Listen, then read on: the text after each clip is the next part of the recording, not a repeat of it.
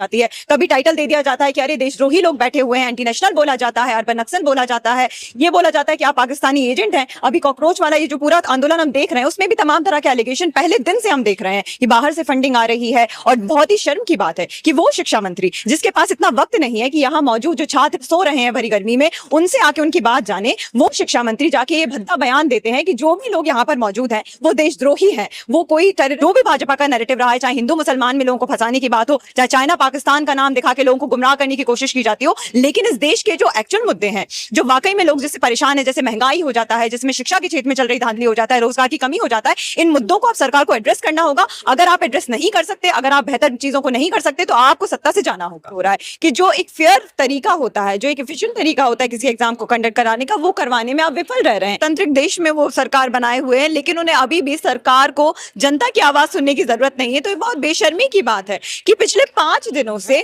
जून की भरी गर्मी में यहाँ पे बारिश और आंधियों के बीच भी इतने दिनों से देश भर से आए हुए छात्र और नौजवान इकट्ठा हैं इसी सवाल के साथ कि आखिर इस देश का निकम्मा शिक्षा मंत्री धर्मेंद्र प्रधान इस्तीफा कब देगा। लेकिन सरकार की तरफ से इतने दिनों से एक बार भी एक प्रयास नहीं किया गया कि छात्रों से आके बात की जाए, छात्र क्यों यहाँ पर बैठे हुए हैं उनसे पूछा जाए, उनकी बात सुनी जाए। तो ये मुझे लगता है कि लोकतांत्रिक देश में बहुत ही शर्मनाक बात है कि सरकार इस तरह की गूंगी बहरी सरकार हो चुकी है। जो जनता जिसने उन्हें चुनकर वोट देकर भेजा है वहां तक मंत्रालय तक, उनकी ही बात सुनने आज राजी नहीं है। सालों से वो लोग जो पावर में बैठे हुए हैं उनको ये गुरूर हो चला है कि वो चाहे कितने ही भ्रष्ट क्यों ना साबित हो जाए, कितने ही निकम्मे साबित क्यों ना हो जाए, लेकिन तब भी वो अपनी सत्ता में काबिज होकर बैठे रहेंगे, अपनी कुर्सियों को नहीं छोड़ेंगे। तो आज जब हम जंतर मंतर पे यहाँ पर इकट्ठा हुए हैं तो इसी सवाल के साथ इकट्ठा हुए हैं कि क्या एक लोकतांत्रिक देश में इस तरह का सिस्टम होना चाहिए कि सरकार की कोई जवाबदेही ना हो, सरकार की कोई अकाउंटेबिलिटी ना हो। और इसलिए यहाँ जितने भी छात्र और नौजवान मौजूद हैं, जितने भी आम नागरिक यहाँ पे मौजूद हैं,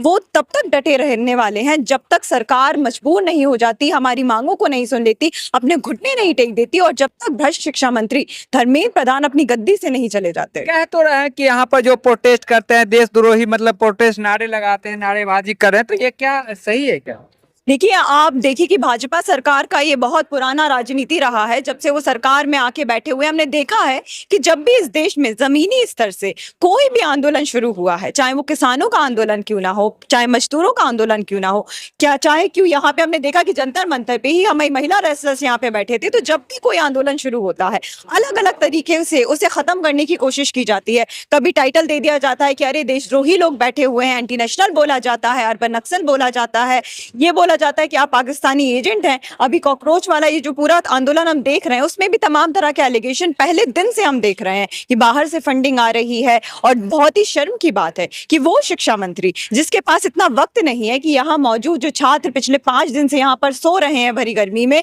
उनसे आके उनकी बात जाने, वो शिक्षा मंत्री जाके ये भद्दा बयान देते हैं कि जो भी लोग यहाँ पर मौजूद हैं वो देशद्रोही हैं, वो कोई ऑर्गेनाइजेशन का बी टीम है। तो मुझे लगता है ये बहुत ही प्रॉब्लमैटिक है। इस तरह की भाषा का उपयोग शिक्षा मंत्री को बिल्कुल भी नहीं करना चाहिए। बिल्कुल ही शोभा नहीं देता कि कोई भी इस तरह के बड़े पद का आदमी इस तरह का भद्दा बयान दे। कह तो रहा है कि क्वेश्चन पेपर नहीं लीक हुआ, कुछ सवाल लीक हो गए।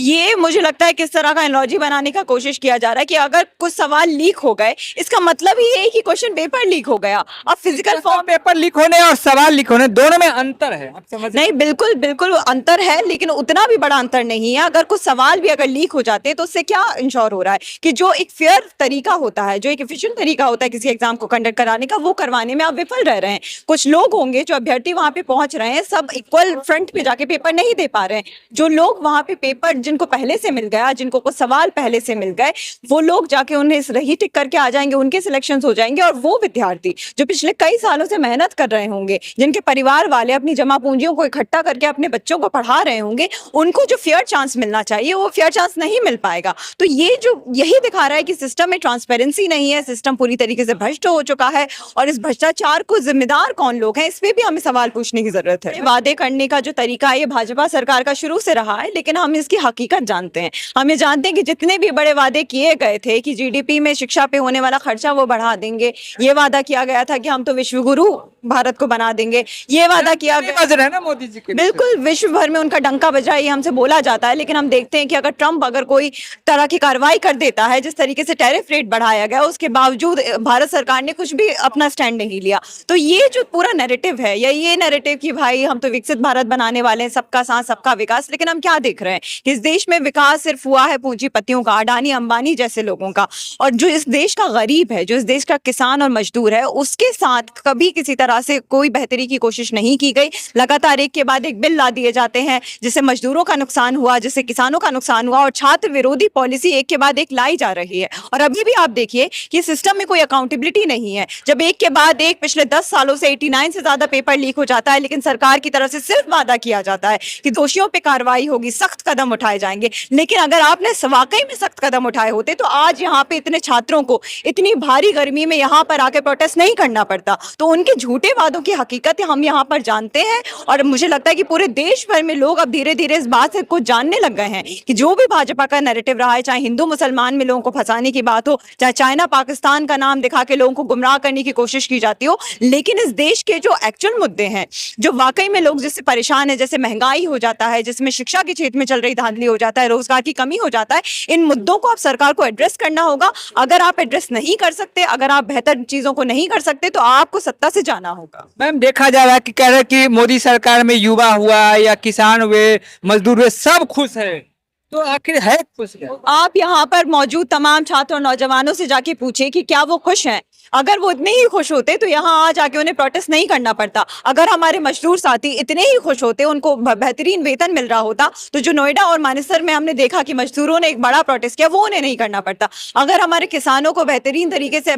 MSP मिल रहा होता, उनकी तमाम जरूरतों को पूरा किया जा रहा होता, तो किसानों ने आंदोलन नहीं किया होता। तो ये जो हमेशा एक नैरेटिव दिखाया, खाद मिल रहा है सस्ते में, रोजगार मिल रहा है, किसान जो को छत मिले, गरीबों को छत दिए। देखिए, ये तो स्टैटिस्टिक्स आप निकाल कर देख लीजिए कि किस तरीके से रोजगार दर भी गिरता जा रहा है। शिक्षा पे जो खर्चा होना चाहिए, आप देखिए कि पिछले 10 सालों में अगर वो आंकड़ा निकाल के आप देखेंगे तो पहले 2014 में 2.something% हुआ करता था, आज वो 1% भी नहीं बचा, वो 0.37% पर अटका हुआ है। तो ये जो वादे किए जा रहे हैं, ये सिर्फ व्हाट्सएप के थ्रू, व्हाट्सएप यूनिवर्सिटी के थ्रू इस तरह का नैरेटिव फैलाया जा रहा है कि इस देश में सब बहुत बेहतरीन चल रहा है। लेकिन जो इस देश का जनता है, जो इस देश के आम नागरिक हैं, वो जानते हैं, क्योंकि वो जब शिक्षा के लिए जाते हैं तो उन्हें पता होता है कि अगर आपके जेब में हजारों रुपया नहीं होगा, लाखों की फीस आप नहीं भर पाएंगे, तो आपके बच्चे पढ़ नहीं पाएंगे। बेसिक एग्जाम की, नीट जैसे एग्जाम की आप बात कर लीजिए कि रजिस्ट्रेशन फीस हजारों में होती है। हर छात्र, एक गरीब मजदूर का बेटा, एक गरीब मजदूर की बेटी ये नहीं इंश्योर कर सकती कि उसे अच्छी शिक्षा मिल जाए, क्योंकि सस्ती शिक्षा को खत्म किया जा रहा है, प्राइवेटाइजेशन को बढ़ाया जा रहा है।